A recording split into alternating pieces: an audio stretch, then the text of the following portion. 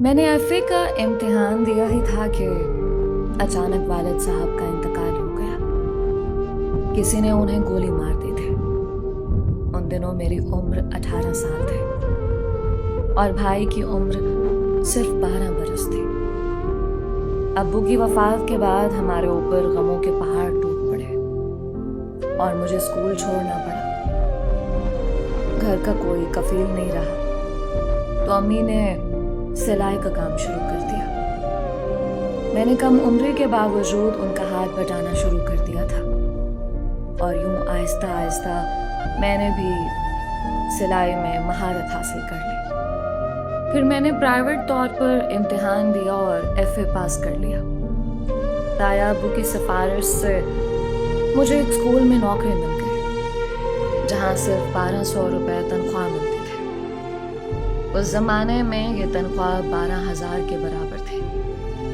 میرا بھائی چوتھی جماعت میں تھا لیکن مالی حالات کی وجہ سے اسے بھی پڑھائی چھوڑنی پڑی۔ تایا ابو کی ورک شاپ تھی، انہوں نے زاہد کو اپنی ورک شاپ میں کام سکھانے پر لگا دیا۔ تایا ابو کا بیٹا ساجد مجھ سے محبت کرتا تھا لیکن میں سوچتی تھی کہ والد کی موت کے بعد ہمارے مالی حالات خراب ہو گئے ہیں تو بھلا اب ساجد کو مجھ سے کیا لگاؤ ہوگا۔ پھر شادی تو برابری کی بنیاد پر ہوتی ہے اور غربت میں تایا ابو مجھے بہو بنانے سے رہے۔ ایک دن میں اسکول سے گھر لوٹ رہی تھی تو ساجد مل گیا۔ وہ موٹر سائیکل پر تھا اور کہنے لگا کہ چلو میں تمہیں گھر چھوڑ دیتا ہوں۔ راستے میں ہم باتیں کرنے لگے۔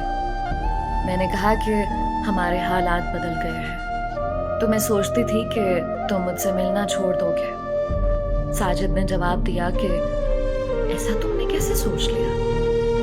دولت سے رشتے نہیں جڑتے، یہ دلوں اور محبت سے جڑتے ہیں۔ جیسے روح کے بغیر انسان کچھ نہیں ہوتا ویسے ہی محبت کے بغیر زندگی بیکار ہے۔ جب میں گھر پہنچی تو ایک اجنبی نوجوان اور ایک بیمار لڑکی کو دیکھ کر حیران ہو گئی۔ امی نے مجھے بتایا کہ پریشان مت ہو، یہ اسد اور اس کی بیوی ہے۔ پچھلے زلزلے میں ان کے والدین گم ہو گئے تھے اور ان کا کوئی پتہ نہیں چلا کہ وہ کہاں گئے۔ یہ دونوں تمہاری خالہ کے پڑوسی تھے اور خالہ نے انہیں یہاں بھیجا ہے۔ میں نے ان کو پناہ دے دی ہے۔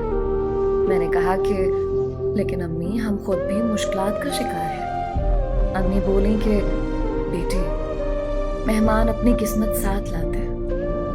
امی کے سمجھانے پر میں نے اسد کو بھائی اور ان کی بیوی کو بھابھی مان لیا۔ اسد بھائی بھی زاہد کے ساتھ تایا ابو کی ورک شاپ میں کام پر جانے لگے جس سے ہمارے حالات کچھ بہتر ہو گئے۔ دوسری طرف ساجد دل لگا کر تعلیم مکمل کر رہا تھا تاکہ جلد از جلد مجھے بیاہ کر اپنے گھر لے جا سکے۔ آمنہ بھابھی کی صحت اب پہلے سے بہتر ہو چکی تھی۔ ایک دن میں اسکول سے واپس آئی تو بھابھی کی طبیعت بہت خراب تھی اور امی کو انہیں ہسپتال لے جانا پڑا۔ رپورٹ آئی تو پتہ چلا کہ وہ امید سے ہے۔ ہم سب بہت خوش تھے لیکن بھابھی رو رہی تھی کیونکہ انہیں اپنے والدین اور سسرال والے جو کہ تایا اور تائی لگتے تھے وہ سب یاد آ رہے تھے۔ دن ہنسی خوشی گزرتے گئے۔ پھر وہ دن بھی آ گیا جب بھابھی کے یہاں ایک بچے کی پیدائش ہوئی۔ اب مجھے ایک ننھا بھتیجا مل گیا تھا اور زاہد کو چپ کروانے والا بھی۔ امی جان نے پورے محلے میں مٹھائی تقسیم کی کہ اللہ تعالیٰ نے اسد بھائی کو چاند سا بیٹا دیا ہے۔ میں نے اس کا نام علی رکھا۔ جب علی 1 سال کا ہوا تو ہم نے اس کی سالگرہ منائی۔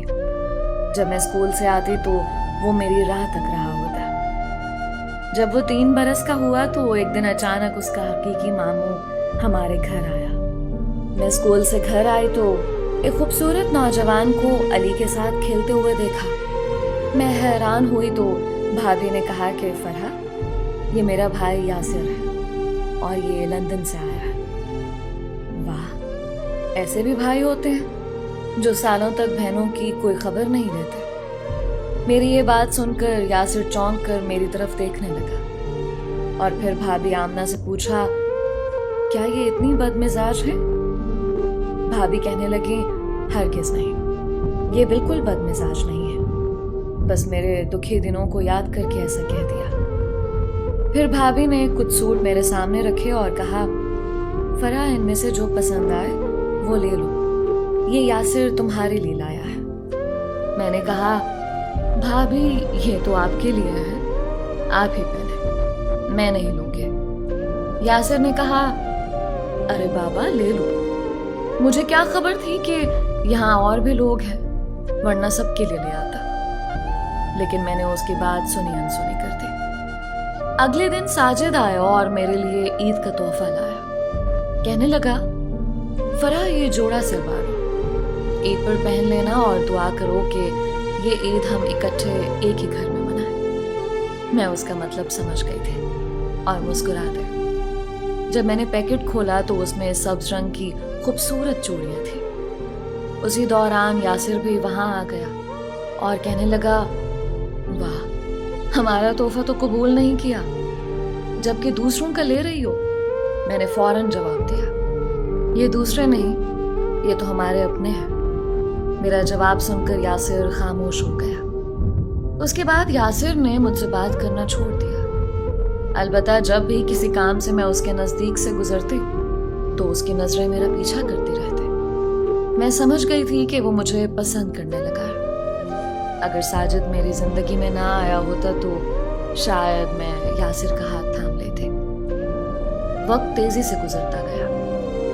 ایک دن تایا اور تائی میری شادی کی تاریخ لینے آ گئے۔